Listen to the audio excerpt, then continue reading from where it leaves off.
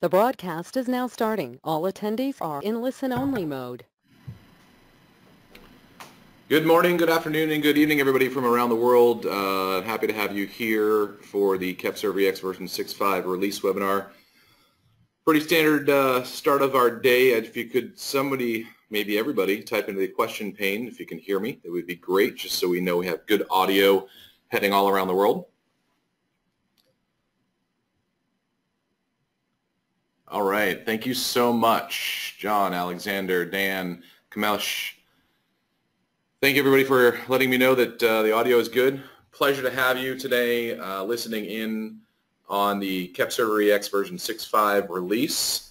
My name is Thomas Gaudet. I'm a product manager with the Kepware group at PTC. Also in the room, I have Jeff Bates, who leads product management for the Kepware group, and Mike Latham, who is another member of our team.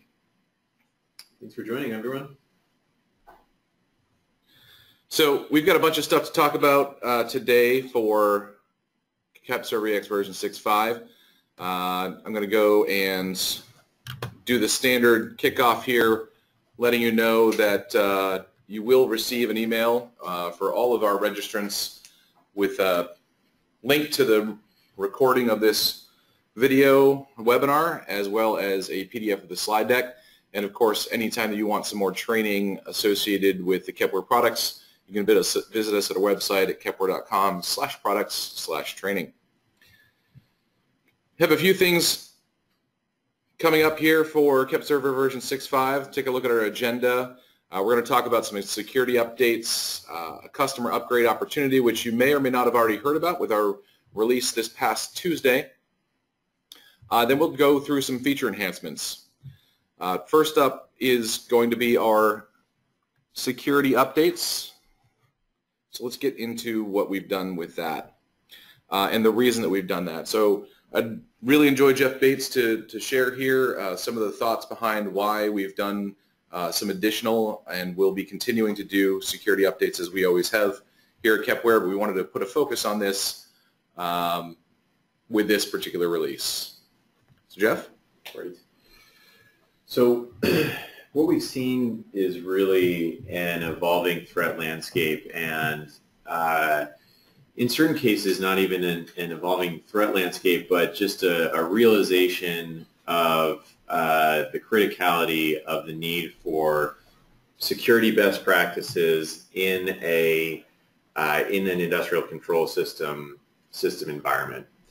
So as you see here on the slide, there are an increasing number of attacks, and we've highlighted a handful of the public attacks. There are many, many more attacks that haven't been detailed, but also the protocols that were attacked in the course of those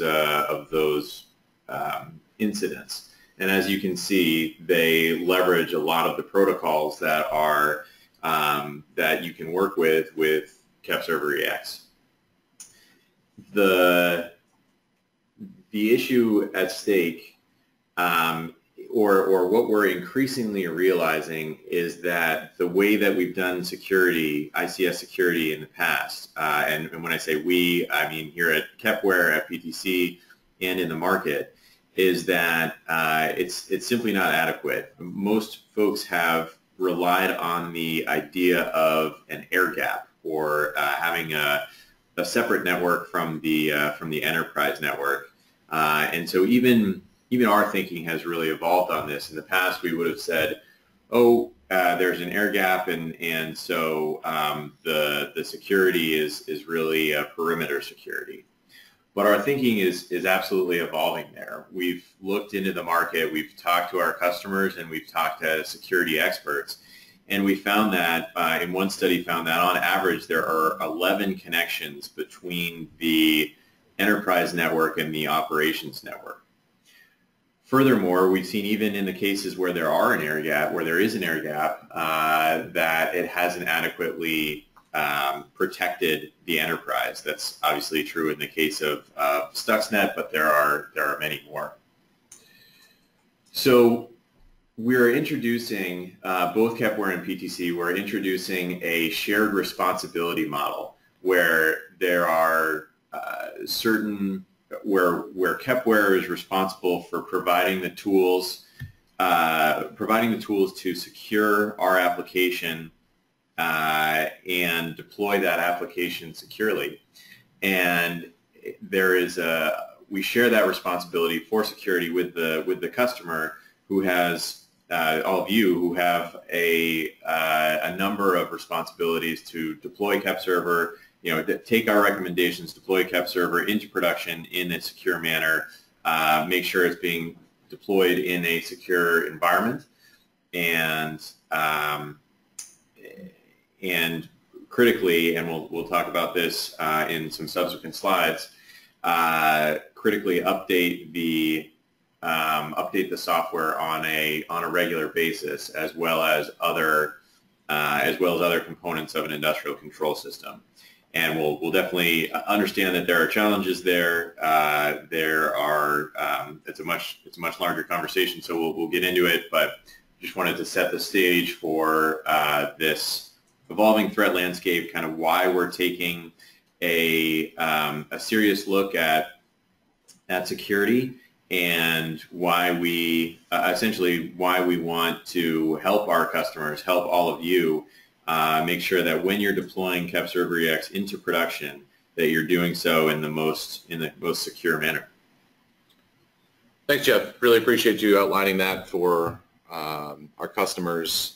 And so along those lines, a couple of items that we are sharing with the public are a secure deployment guide starting off that is available now for all of our customers to utilize and make sure that their installations of KepServer EX fall under the best practices for security in general.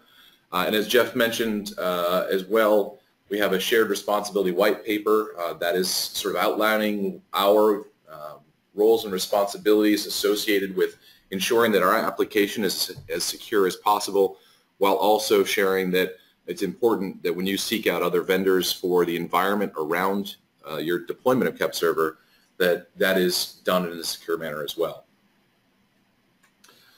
Additionally, we have put some new features into the product to help you and your customers ensure that there will be proper protections in place for your projects as well as your IP. And the first one that we have is the administrator password on install. For this, we recognize that many of our customers do not initially set up an administrator password and often forget to go back and do that. We think it's important, so right up front when you install your product, we're going to prompt you for that password. It's going to add that security layer right on top in the beginning, and it's a new screen in our installation.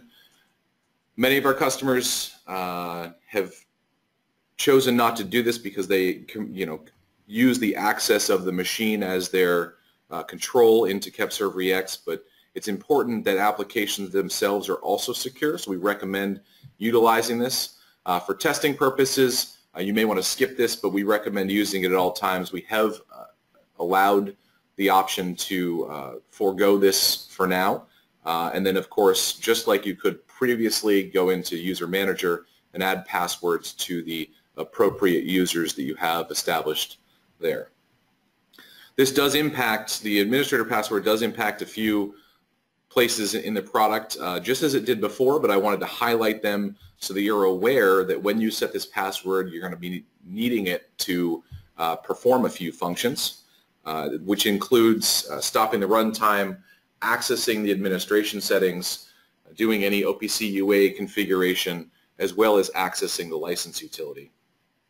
A couple areas it does not impact or change the functionality of your use is the configuration window or any access by clients. That's going to be the same manner as any other client would access the server now.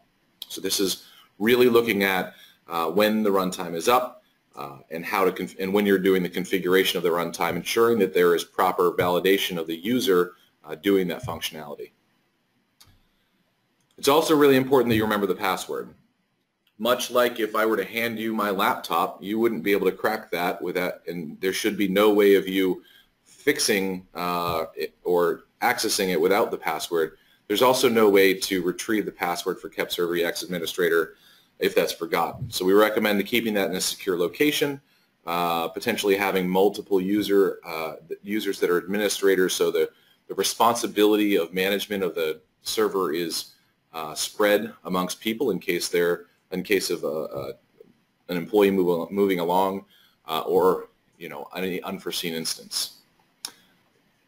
And just to note, I ought to have mentioned this earlier, but this is Jeff again. This is all part of a defense in depth strategy, kind of the model we're adhering to, or we're hoping that our customers will adhere to.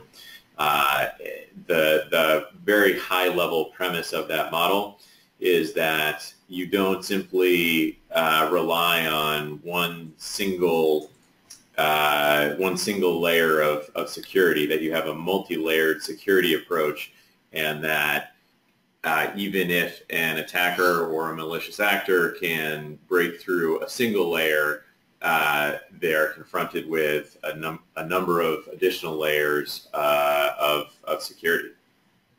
Absolutely.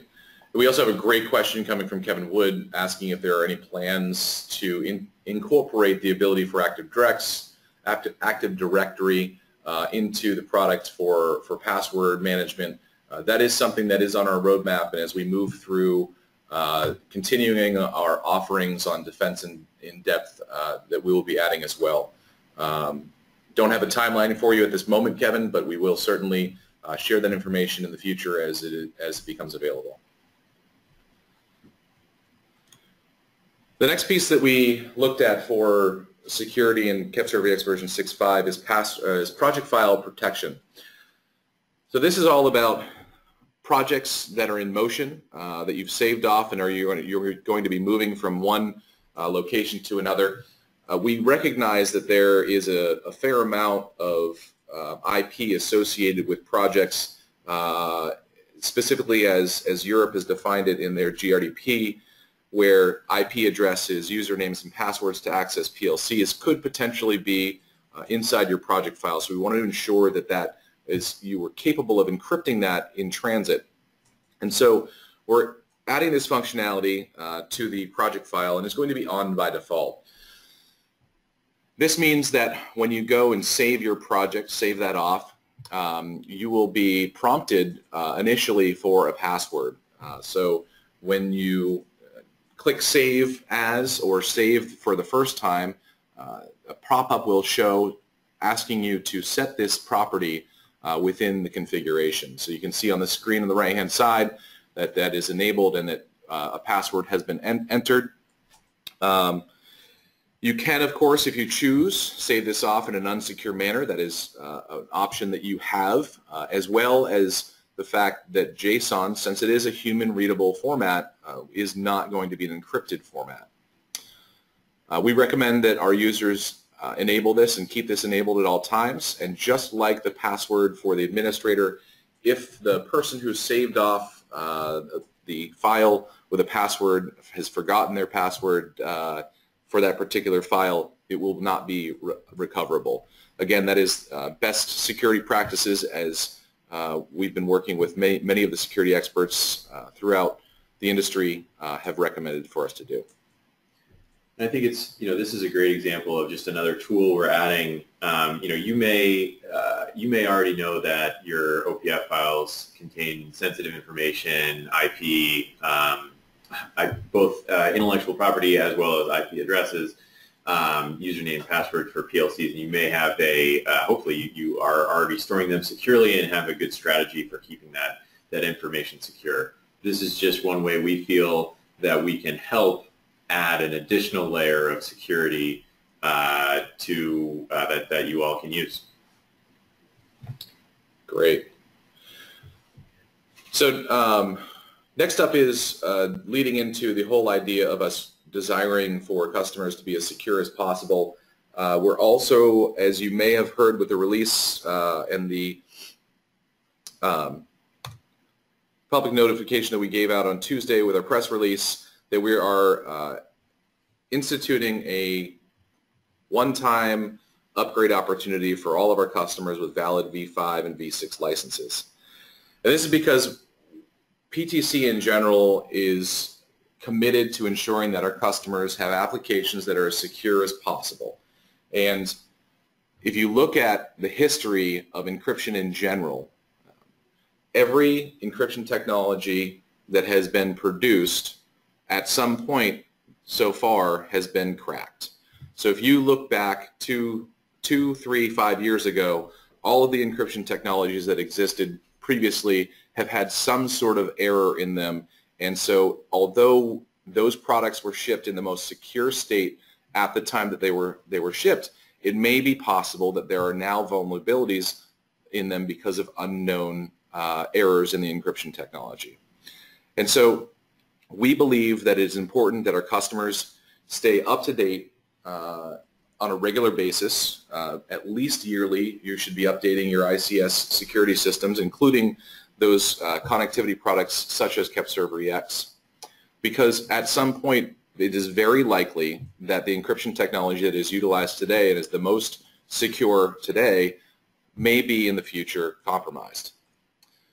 And so with that, we are offering the ability for all of our customers with valid V5 and V6 licenses to move up to version 6.5, because we recognize that it is difficult for customers to update ICS systems in general, especially invalidated systems. So we've decided to put our money where their mouth is and give you that option to move to the latest version.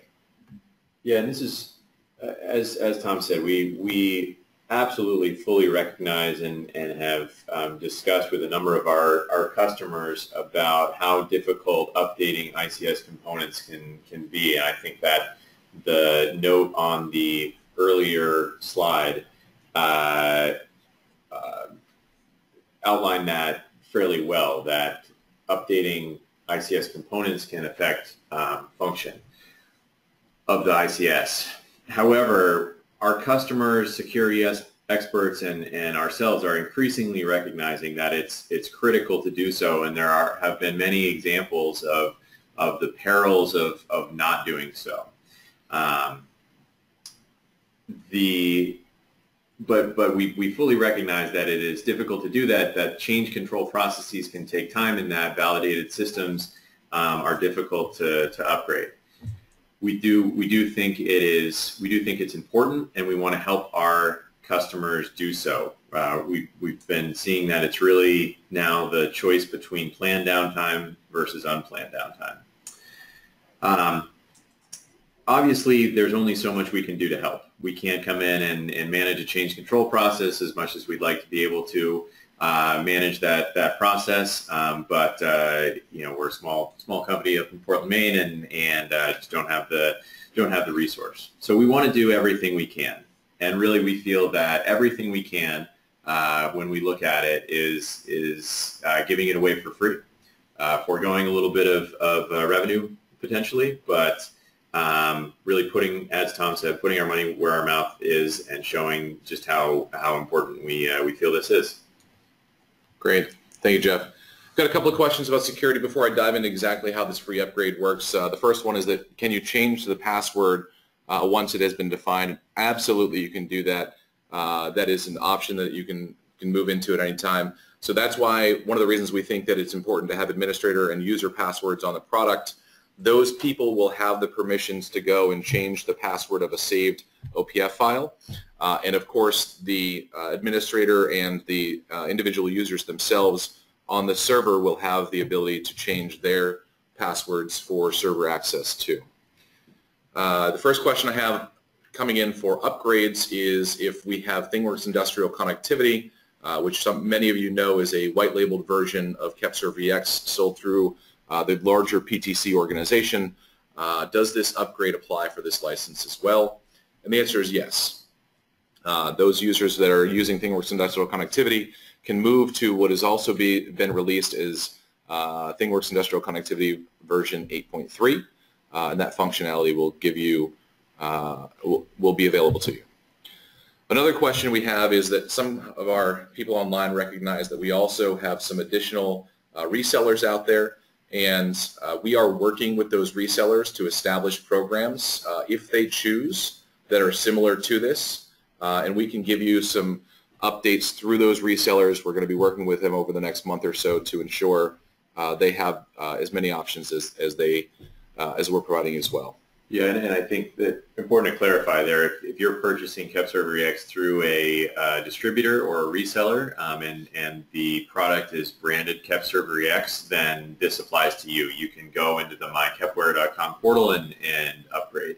I think the question was specific to some of the other white labels that we have around, for example, GE's IGS or some of the products or equivalent products that are sold through Rockwell, and that's where Tom Answers applies, where we're working with those partners. But again, just to clarify, if you are purchasing through a distributor and you are purchasing the KEPServer EX product and you have a valid V5 or V6 license, then this applies to you. Great. So let's talk about how this process works for the KEPServer EX product as well as the ThingWorx Industrial Connectivity product. This is for all valid version 5 and version 6 licenses. For the ThingWorx Industrial Connectivity product, that would be version 8.0 through the current one for that. It's going to be managed through the mykepware.com portal for that upgrade. We've got a brand new landing page for you to do that. Hopefully, if you are one of the individuals who licensed this product for an older version, you may have already received an email to inform you that this is an option for you. It's very important that when you go and update to version 6.5 that you also take a look at the new secure deployment guide. We think it's really important that you utilize some of the recommendations in that guide, and of course we're always here to help you out with more information, and we'll be providing that as time goes on to securely deploy your KEPServer EX. We also, as I mentioned, think it's really important that our customers update and validate on a regular basis for this, and so we are also offering a limited time ability to get back onto support and maintenance for a reduced fee. So we're not going to be introducing the standard reinstatement fee, so you'll be able to jump back onto support and maintenance for the standard annual renewal fee. And I think just the last note here is that for customers that choose not to take advantage of this offer, and I should mention just at the outset that if you're under support, obviously this doesn't necessarily apply to you. You can go ahead and upgrade, as that is a part of our support package, the ability to upgrade to the most recent version. But for those customers not under support and those that choose not to take advantage of this offer, PTC can't be liable for incidents or data loss that could have been prevented by upgrading. We're updating our EULA to reflect that fact. So we really do hope that users take advantage of the opportunity. And I want to mention explicitly that this opportunity is not in response to any vulnerability in a previous version of KEPServer EX. KEPServer EX has always been a part of, or always striven to be a part of our customers' defense in-depth programs. And as Tom said, the previous versions were released with as much security as we could pack into them, but similar to other softwares, similar to all softwares, the just the march of time and of encryption breaking technology is kind of what's motivating this, as well as a realization from us and from the market that we need to do a better job of industrial control system security. So again, this upgrade and these enhancements are really a response to a changing market, a changing threat landscape. Again, we want to give users tools to secure their environments and do as much as we can to promote security best practices in operational environments, and that's what's motivating this offer. Absolutely. So we've got a few questions, Jeff, that we're going to roll through here, I think, about this upgrade. One of the questions is that their company recently already, got back onto support and maintenance. That means that you're 100% eligible for this upgrade version 6.5. We believe that it's important to be in the most recent version and that you maintain a constant upgrade process, just as you do with your Windows system, to ensure that it's secure and can help you prevent attacks, just as you do with antivirus software or firewalls. It's important that you keep this type of product up to date within your system. Question about timing for this. So this is available now and will be available until our next release, which will be KEP-CervEX version 6.6. Which is currently scheduled for sometime in the middle of Q4 of this year. So Alexander, unless you're planning on taking a very long vacation, do not worry. Go ahead and take your vacation. Absolutely. And I want to note on this, so this is an optional upgrade into version 6.5. So what this means is that if you have a system that is validated and is going to take you a fair amount of time to upgrade to this, we recognize that may take some time. You can, of course, validate your license as the latest one to start your process and ensure that validation in your plant with version 6.5 is going to pass, and then do the full installation at a later date. Right. So you can upgrade your license now, but not actually run the install of version 6.5 until you've fully tested and you're ready to go. But just as we mentioned earlier, security is an arms race, so at any time that you can move your version up to a later version, we recommend doing that as soon as it is possible within your system. A couple other questions. Looking in, I think we got the timing.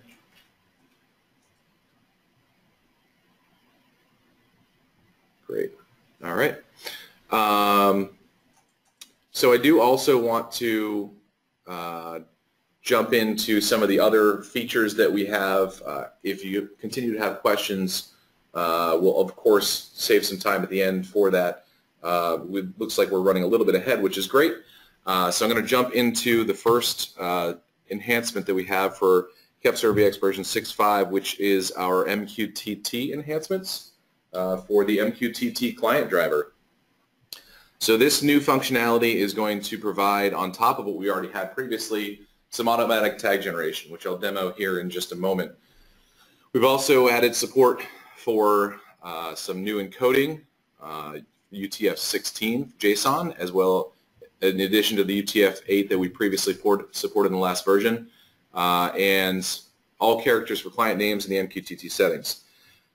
This is some great functionality. It'll allow you to query Broker to gather tags based off of the values coming into the JSON, coming in as a JSON packet, making your time to value a whole lot quicker compared to establishing those tag sets yourself. So I'm going to jump right over to a couple of tools to show off this functionality. First one on the right-hand side you see is KEP-CervEX. With an already established MQTT client channel and device for this webinar. Over on the left-hand side, we have a nice little MQTT third-party client that's available for free called MQTT-FX, just a product that I found on the internet to help us show this functionality. I've got a JSON packet I'm going to be passing over to Broker that I've established connection to, and I'm also subscribing that just so that we can see in this tool the value updates that we'll do here. Within the product, for the MQTT client driver, we're going to go to this brand new tab under the property groups called Tag Generation. And you'll see that for the topic I'm going to be looking at is a topic specific to this device that I want to gather information off the broker.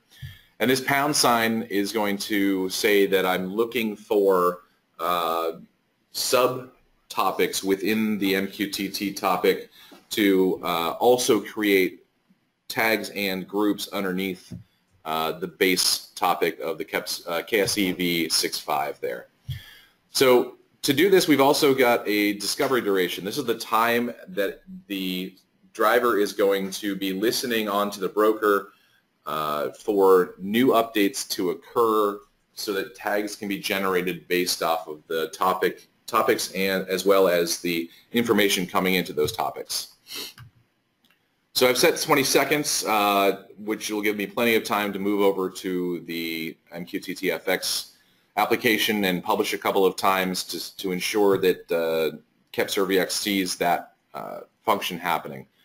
I'm going to click Create Tags, and as you may have seen in KEP-ServerVX version 6.4 public webinar, release webinar, the MQTT client is already set up right now to publish or go to a particular server that you can see there. So we're going to jump in here, tag generation, and create those tags. And we'll see down in the event log that we're going to attempt to do that, and then we're going to get some communication with the broker that is going to be establishing that communication. We're going to publish to that broker. I'm going to change this up to a 4 just to have a couple of updates hitting that broker. And you'll see, even before I got that second publish in, we've already created a selection of tags because that 20 seconds had expired. If we jump in, and we'll see that the tags that we see on the left-hand side, or the properties that you see as key value pairs on the left-hand side of MQTT-FX are now created inside of this hierarchy that was created on KEP-Server because of the multiple levels of topics that we publish to. So we're going to get all the way down into the ATG demo, and we'll see that these tags were then updated. And then using your client or the Quick client to do testing, you can see what those values are, and we can pop that open right away, and I'll bring that over from my other screen, and we will see, where do we go? There it is here. We'll see those values show up. And if we went back to MQTT-FX and published a new value for that value there, the 6, you'll see that it pops up, and it's right there under S right here.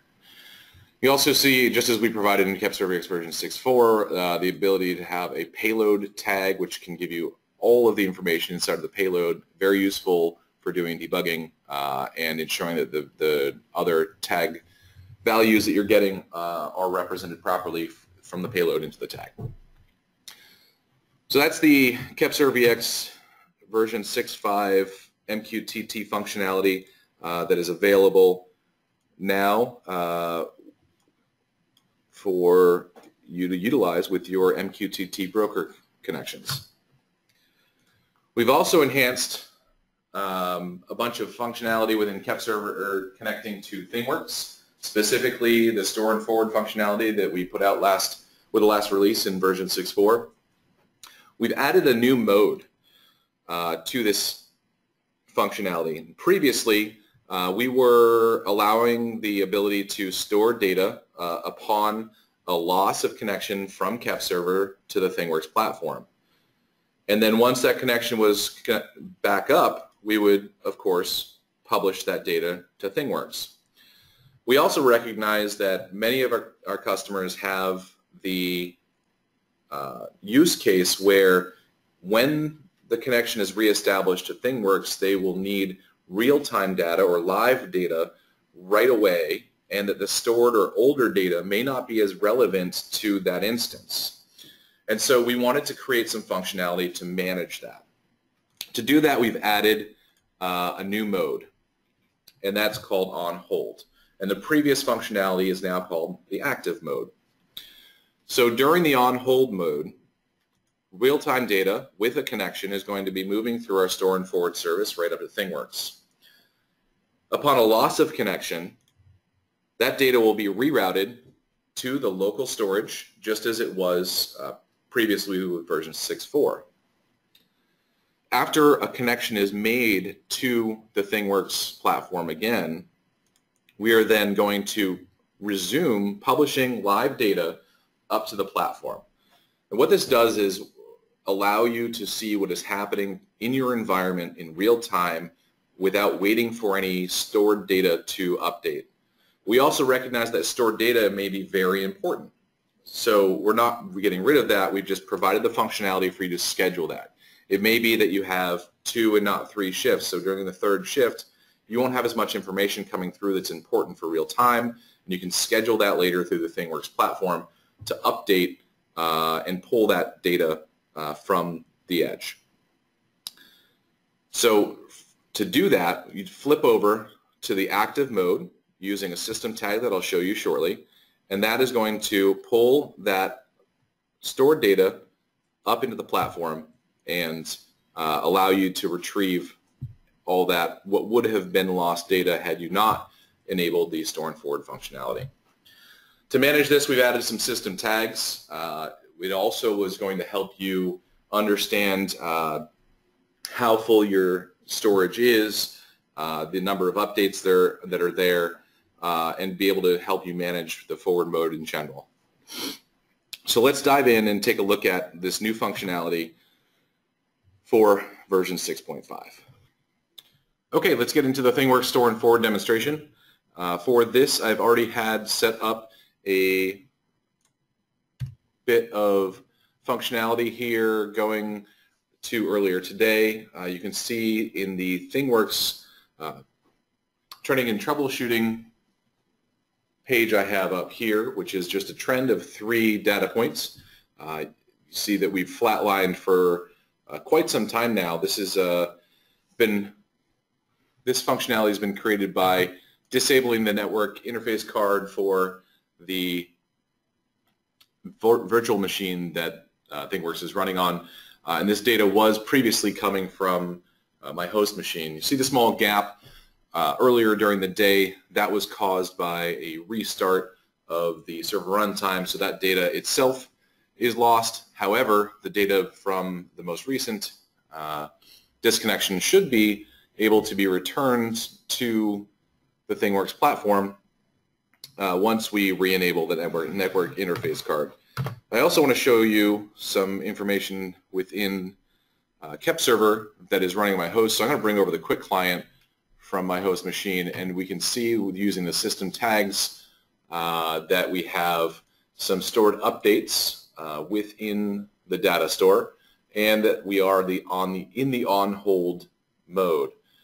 So to get this data flowing again, I am going to access the network card for the virtual machine and re-enable that connectivity. So that'll be enabled, and we can return to the apps. It takes just a little bit of time for the ThingWorx connection from KEPServer to re-enable itself to limit the amount of times that KEPServer reaches out. It's got a timer of about 30 seconds.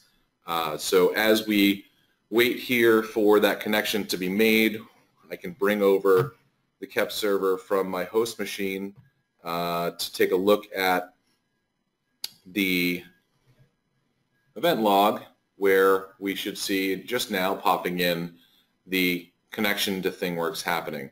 And so as you can see, some recent values just showed up into the instance of KEPServer, or into instance of ThingWorx on the virtual machine, and some of that old data is there now. We should also get these updates coming through. But you'll notice that there is still a significant chunk of missing data there, between the time that the network interface card was disabled and the time when the most recent values were in KEPServer. And when we want that data, we can schedule it to occur, and we can change the mode of the data store, the store and forward service, to back to active to bring those values back into the platform. And so as you're seeing this refresh and update in the trend, we are continuing to get the most recent updates, which is really useful for a system that comes back online, seeing what is happening live right now and not worrying about an extended period of disconnection. But let's say we do want that data, and so what I'm going to do is switch over to the properties for the thing or the asset that is connected to KEPServer, and I'm going to change the value for the forward mode and turn that into a 0 for the enumeration, which should update that to a active mode. So if I hit refresh on that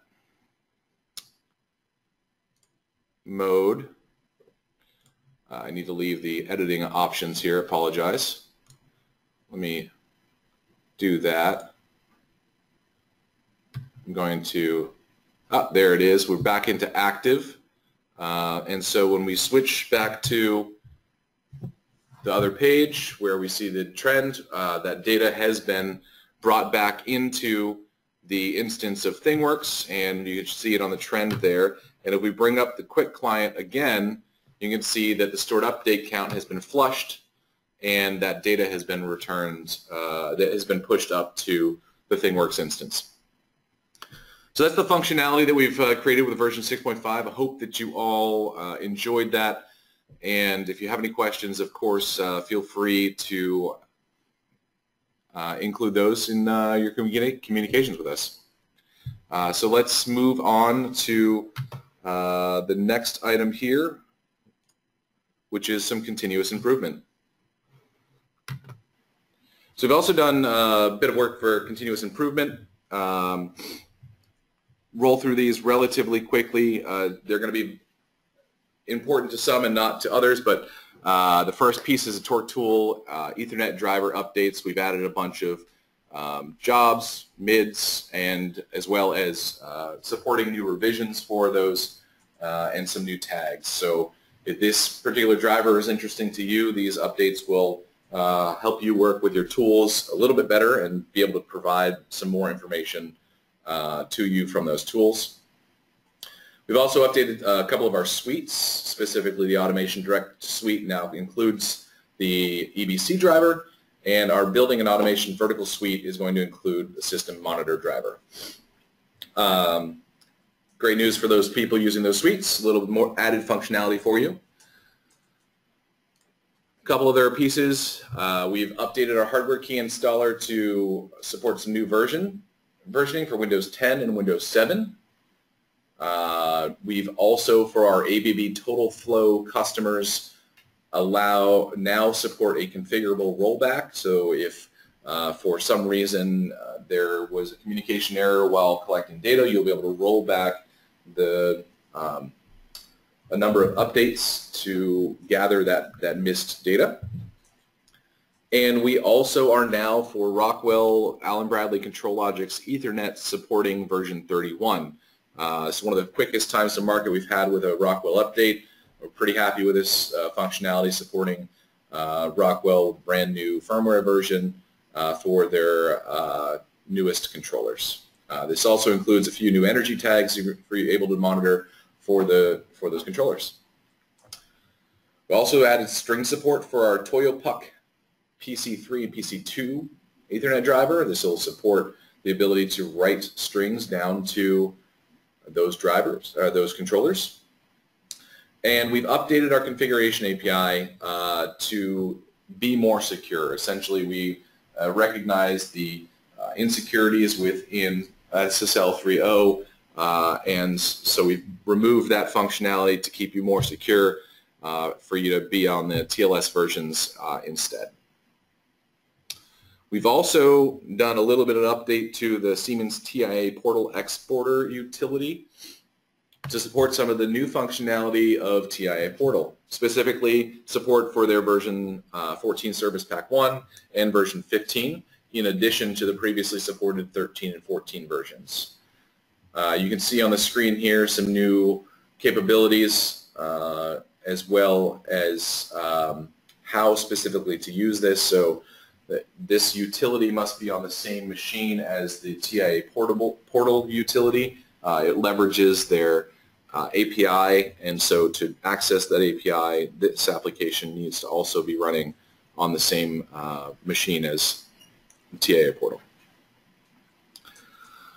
As always, you can reach us for more information on training or webinars, other general updates on upcoming webinars and events through LinkedIn, and as well as some news and information in our newsroom location. Always connect with us in multiple ways. Reach out to us through over the phone, email, a couple of different locations there for you. And you might think that I'm stalling, and it may even entirely be possible that I am stalling to see whether or not my VM is acting the way that I want it to. So I'm going to take a quick look, and I might be just shy of having what I'm looking for. So let me bring that up real quick and see if we have some new updates. It doesn't look like I do. Yeah.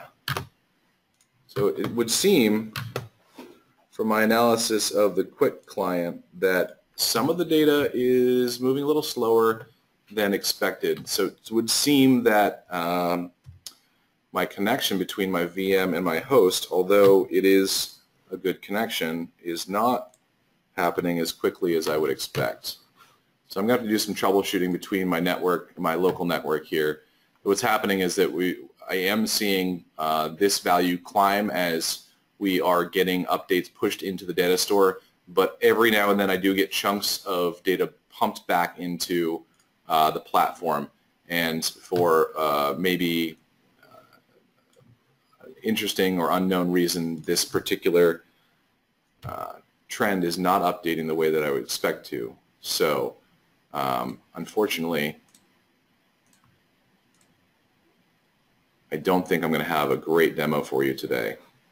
So it would appear that my VM is not moving as quickly as I would like it to. So sorry about that. I will do some troubleshooting, and with the release of this video, we'll get an updated version of this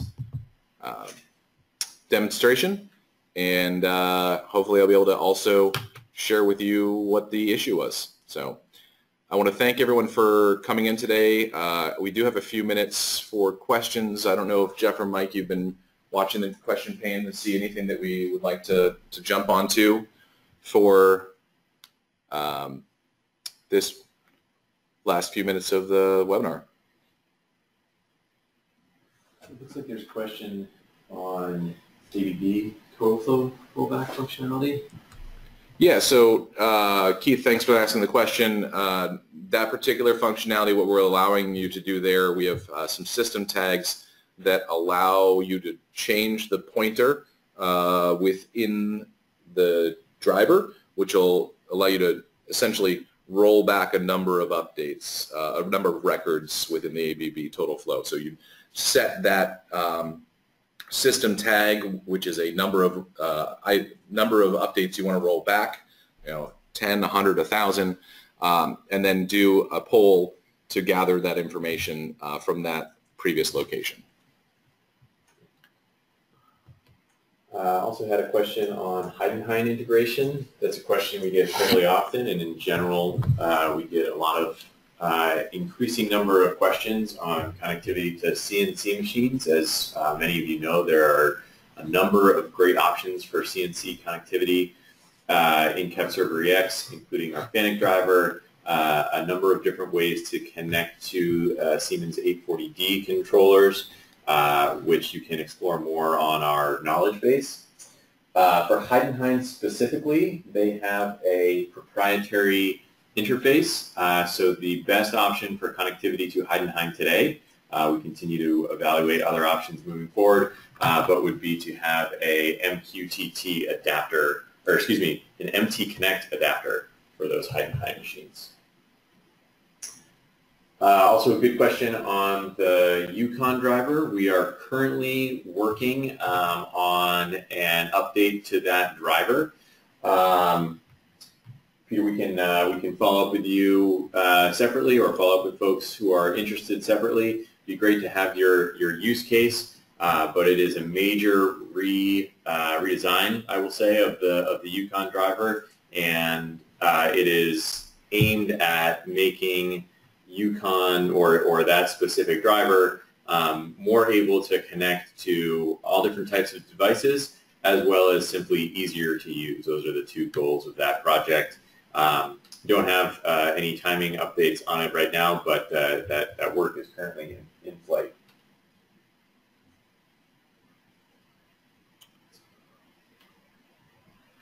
All right. Mike, did you see any, a little bit earlier while I was discussing any of the continuous improvements, or? There was a couple people that wanted to go through kind of the 6.4 version of store and forward, just sort of re-show that maybe, if you've got it up. Yeah, I can definitely jump over to that in just 2 seconds. So what Tom's bringing up right now is how you configure the store and forward from KEPServer to ThingWorx. There's a couple questions on just a simple one on where the recording will be available for everyone who registered for this webinar. We'll send out the recording afterward. Yep, it'll also be published on our webpage as well as YouTube. Yeah. So rolling back real quick for 6.4 version of Store and Forward, KEPServer, upon a loss of connection to the ThingWorx platform, it would store data locally as long as Store and Forward was enabled. And then upon reconnection, we would provide that data back up to the ThingWorx platform. And this was a first in, first out type of functionality. So you're going to get your oldest data up to the platform before your latest data. And that was one of the driving forces between the new functionality, which is to be able to have data stored within the edge location, or the location where KEPServer is running, and then getting the live data active and up and connected prior to pulling in the older data. So when you lose your connection, they're going to put data into the local storage, and then when the connection resumes, we're going to resume sending updates that are live, real-time data up to the platform. And then upon switching over to active mode, we are going to pull that data out of the storage and send it up the ThingWorx platform. I think I just saw a question about databases, ThingWorx, or other database likes. Yes. So good question for Andreas. Good to see you on the line here. It was a pleasure meeting you last month over in Austria. This is currently only for the ThingWorx platform. We do have plans to extend that to other parts of the product. Feel free to toss me a message, Andreas, about that. We can discuss a little bit further. I know that we do have, in Data Logger currently, we do have some Store and Forward functionality. We certainly do, yes. And there's been a couple of questions on LinkMaster in terms of updating, in terms of the update path there. So we are currently working on plans for LinkMaster as well as Redundancy Master. Recognize there are things that we can do there, additional, similar to KEPServer EX, we can offer additional tools to make sure that customers are deploying those in the most secure way possible. That said, we are going about this pragmatically, and we have a much larger, if you look at our internal data, you have much larger install base of KEPServer EX. So that was the product that we wanted to address first. We felt we could make the most impact by offering customers new tools for securing KEP-Server-EX and deploying in a secure environment. But absolutely a good point, and we do have plans in the works for Link Master and Redundancy Master, as well as Client Ace, and we will absolutely provide more information on those as soon as we have them. Awesome. We just got a question from Paul about the IoT Gateway versus the MQTT client driver. And the quick and easy answer on this one is that because of the architecture designed by the MQTT group when it was produced, it's important that you separate publishers and consumers of data. So the MQTT client driver is a consumer specifically designed around gathering information from a broker, whereas the MQTT portion or agent for the IoT Gateway is more designed around the publishing and providing of data to those brokers. You can utilize both for bidirectional communication if you so choose. There is some subscribing capabilities within the IoT Gateway agent for MQTT, but it is limited because of the design of the MQTT protocol.